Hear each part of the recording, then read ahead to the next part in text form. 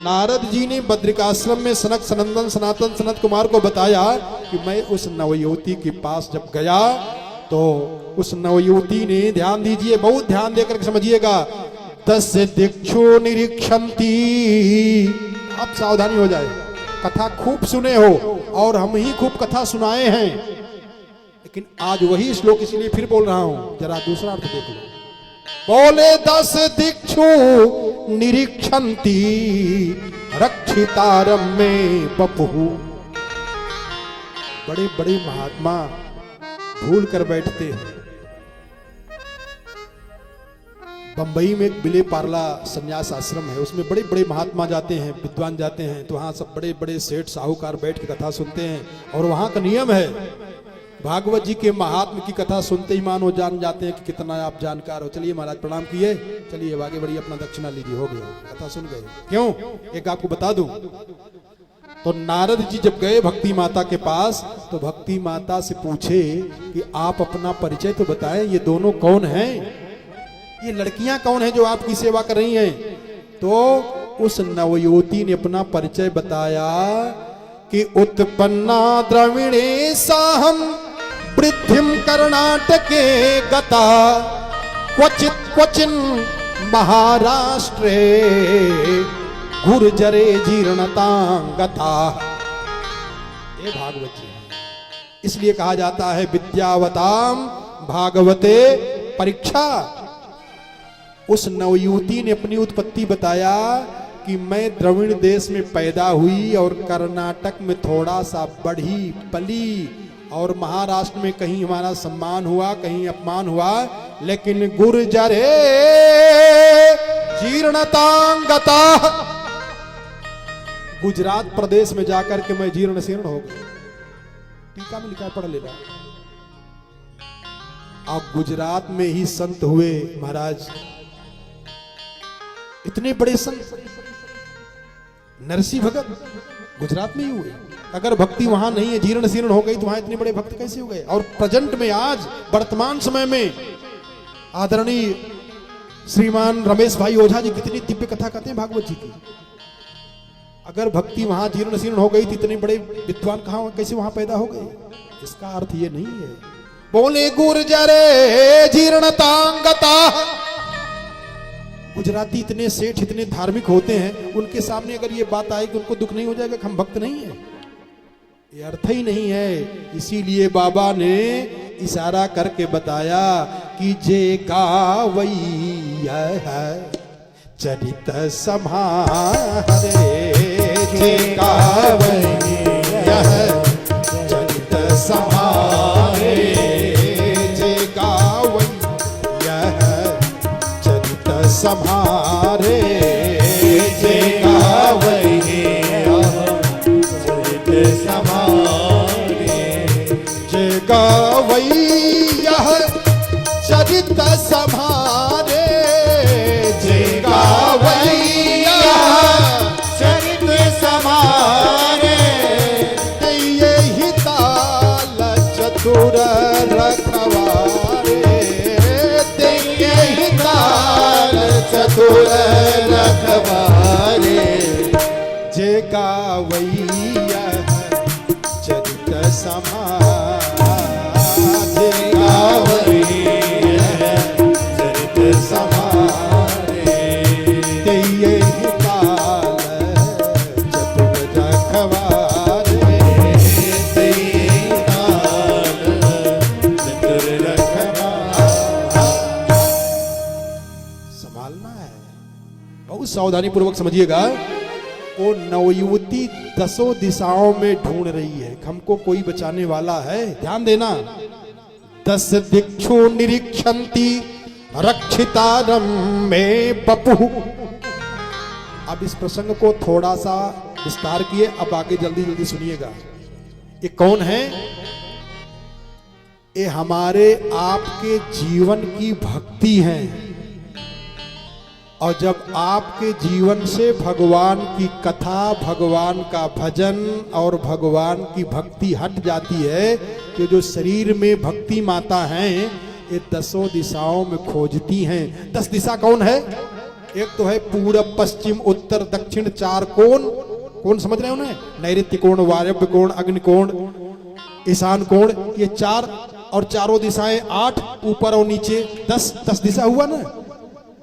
और लेकिन ये तो लौकिक दृष्टांत हुआ, लेकिन आध्यात्मिक इसका अर्थ क्या है कि हमारे आपकी जीवन में जो भगवान की भक्ति है ये 10 अंग में ढूंढ रही हैं। 5 कर्मेंद्रियां और 5 ज्ञानेंद्रियां, इन 10 में ये भक्ति माता ढूंढ रही हैं कि कहीं से भी भगवान का प्रेम अगर इनका हो जाता तो इस जीव का कल्याण हो जाता।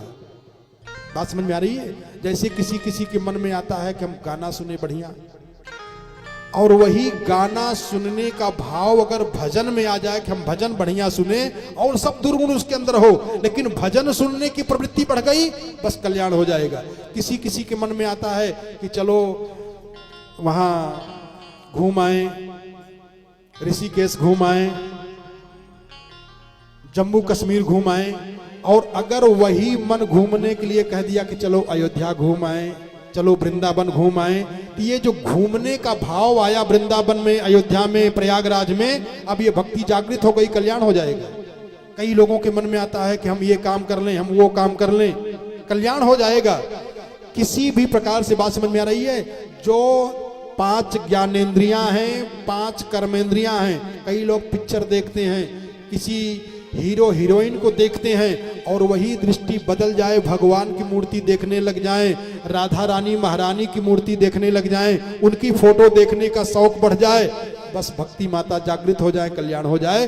ये 10 दिशाओं में भक्ति माता ढूंढ रही है कि कहीं से तेरा मन लग जाए, भगवान में कल्याण हो जाए।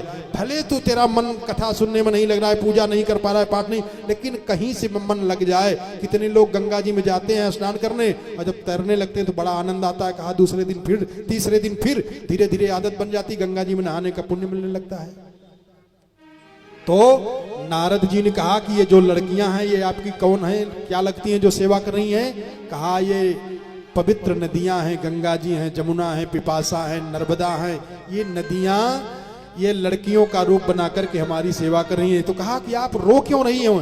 तो कहा कि हमारे ये जो दोनों पुत्र हैं जिनका नाम है ज्ञान और वैराग्य, ये दोनों मरणासन्न हो गए महाराज, ये मूर्छित हो गए हैं, ये उठ नहीं पा रहे हैं। इन्हीं के चिंता से मैं चिंतित होकर के रो रही हूं कि मैं तो वृंदावन में जब आई तो मैं तरुणी हो गई, मुझको तो जवानी आ गई, लेकिन हमारे ये जो दोनों पुत्र हैं ज्ञान और वैराग्य ये मूर्छित पड़े हैं, इसी कारण से हमको दुख है महाराज, मैं इसीलिए रो रही हूं। ध्यान देना, ज्ञान और वैराग्य ये भक्ति माता के पुत्र हैं। जब ज्ञान और वैराग्य मूर्छित हो जाता है तो भक्ति माता रोने लगती हैं। ध्यान देना, भक्ति के साथ साथ ज्ञान और वैराग्य आपके जीवन में होगा, तब भक्ति मजबूत होगी, तब भक्ति प्रसन्न होगी और तब भगवान प्रसन्न हो जाएंगे। अब आप केवल भक्ति करते रहें, ज्ञान वैराग्य आपके बिगड़े हुए हैं, तो भक्ति माता दुखी रहेंगी और रोती रहेंगी। बिना ज्ञान और वैराग्य के भक्ति माता को अधूरापन का एहसास होता है, महसूस होता है, और इसीलिए खिन्न होकर के वो रोती रहती हैं। तो ज्ञान क्या होना चाहिए जानते हो? भक्ति आपकी दृढ़ कैसी होगी? कहीं पे गए लगे अपने मनई के पूजा करने, देखने में तो लग रहा है कि बहुत भक्ति कर रहे हो, लेकिन वो भक्ति ठीक से नहीं कर रहे हो। ज्ञान के द्वारा भक्ति हो, अथवा भक्ति की पराकाष्ठा का नाम ही ज्ञान है और ज्ञान की पराकाष्ठा का नाम ही भक्ति है। ये भक्ति है। अपने मनमाने करना शुरू कर दिए तो भक्ति कैसे होनी चाहिए? भगवान के ज्ञान के द्वारा, जिससे भगवान प्रसन्न हो जाए, वो न भक्ति है। और वैराग्य हो। भक्ति इसलिए कर रहे हैं हमारा ये काम हो जाए, दिन भर में 3-4 बार आरती भगवान को उतार रहे हैं, हमारी ये मनोकामना पूर्ण हो जाए, ये भक्ति है। दुनिया की निगाह को आप ठग रहे हो। वो चार दुनिया वाले अरे भाई कितना भक्त है, देख रहे हो बेचारा 3-3, 4-4 दिन तक व्रत रहता है, ये पूजा कर रहा है, वो पूजा कर रहा है, लेकिन आप कामना से भरे हुए हो। ये भक्ति है। ज्ञान के द्वारा, वैराग्य के द्वारा ये जब दोनों पुष्ट हो जाते हैं तो भक्ति माता पुष्ट हो जाती हैं। तब नारद जी ने ध्यान लगा करके देखा, और ज्यों ही ध्यान लगाया नारद बाबा ने, तो नारद जी ने ध्यान लगा करके जान लिया कि कलयुग आ गया है। कलयुग में तो लोग ज्ञान को, वैराग्य को नहीं पूछने वाले हैं। कितने बड़े आप ज्ञानी हो, कितने बड़े त्यागी हो, ये कोई पूछने वाला नहीं है। अब तो यहाँ पे वैभव देखा जाता है, वैभव कितना है आपके पास। तो ये जान गए नारद जी, और नारद जी ने कहा किनसे?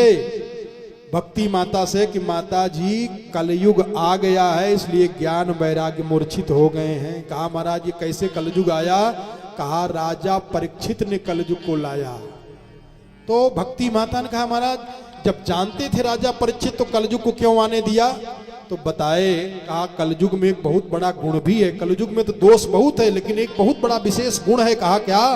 कहा कलयुग में तो एक विशेष साधारण भाव ये है कि भगवान का नाम का जप करिए और भगवान की कथा सुनिए, इन्हीं दो से कल्याण हो जाएगा। कुछ मेहनत नहीं करना है। स्नान किए हो कि नहीं किए हो, भोजन किए हो कि नहीं किए हो, व्रत में हो, फलाहार जैसे भी हो, भगवान की कथा सुनिए और ज्यादा से ज्यादा भगवान का नाम जपिए, कल्याण हो जाए। और एक विशेष जो गुप्त बात है, कलयुग सम नहीं आन जुग जौ नरकर विश्वास, ये बड़ी विशेष बात है। क्या? कि कलयुग में मानसिक पुण्य का फल मिलता है, मानसिक पाप का फल नहीं मिलता है। ये कलयुग की विशेष विशेषता है। जैसे आपने केवल मन बना लिया, हे भगवान अगर हमारी स्थिति ठीक ठाक हो गई तो मैं गरीबों को भोजन कराऊंगा, गरीबों की लड़कियों की शादी में मैं मदद करूंगा, कथा सुनूंगा, यज्ञ कराऊंगा। करिए या मत करिए, ऐसी भावना बनाते गए तब भी उसका फल आपको मिल जाएगा। ये कलयुग की विशेषता है। इसीलिए राजा परीक्षित ने कलयुग को आने दिया। तो कहा महाराज ये हमारा दुख कैसे दूर होगा? तो नारद जी ने वेद वेदांत घोषैश्चय, नारद जी ने बताया सनक सनंदन सनातन सनत कुमार को बद्रिकाश्रम में कि महाराज मैंने ज्ञान को वैराग्य को ठीक करने के लिए वेद सुनाया, वेदांत सुनाया। इसीलिए अपने घर में कभी कभी अगर हो सके तो किसी वैदिक विद्वान को, ब्राह्मण को, पंडित को, साधु को बुला लेना चाहिए किसी न किसी प्रकार से। वो वेद मंत्र का उच्चारण हो जाए तो जो घर में नकारात्मक शक्तियां रहती है ना, नकारात्मक जो ऊर्जा रहती है वो नष्ट हो जाती है जब वेद मंत्र का उच्चारण होता है। तो नारद जी ने किया वेद वेदांत घोषैश्च गीता पाठै प्रबोधितम्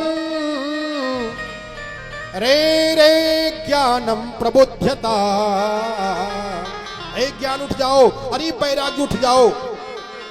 हम इसीलिए जोर जोर से बोले ताकि आपके कान के द्वारा ये वाणी अंदर जाके प्रवेश करे, मन इधर उधर भी जाए तो आ जाए। तो ज्ञान वैराग्य जो भक्ति माता के पुत्र हैं आंख खोल देते थे फिर बंद कर लेते थे। वो वेद मंत्र का जो प्रभाव है आंख तो खुला देता था लेकिन फिर मूर्छित हो जाए। ये बातें बताए कौन? नारद जी ने बद्रिकाश्रम में सनक सनंदन सनातन सनत कुमार को कहा महाराज जब मैंने उनके बच्चों का आंख खुलवा दिया तो भक्ति माता ने कहा कि जयति जगति माया यस्य यस्य मां कायाधवस्ते वचन रचन में कम केवलम चाकलय्य। बोले ध्रुव पदमपि यातो